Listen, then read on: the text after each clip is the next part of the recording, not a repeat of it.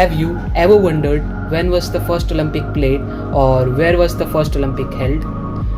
In the next 3 minutes, I shall be presenting the history of Olympics.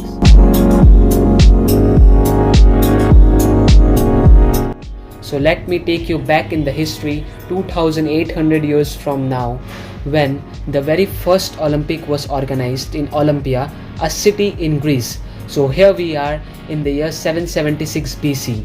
Few men in sports costume preparing themselves in the start line was the scene at the stadium.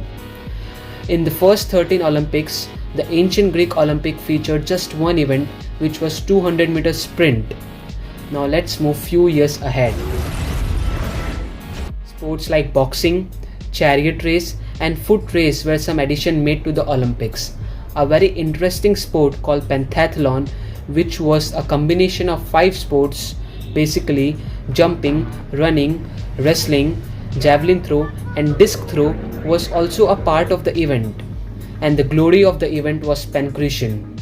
The winner of the competition was regarded as the mightiest of all, and the opponent was declared defeated if he raised his index finger or died in the middle of the ring.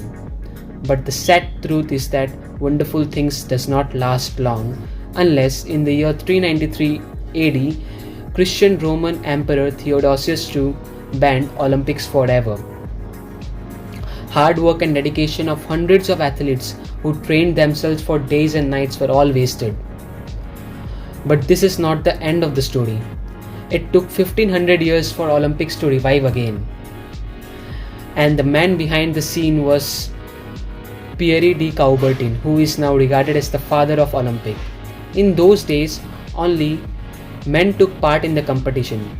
But soon, from the year 1900, women also started featuring the event.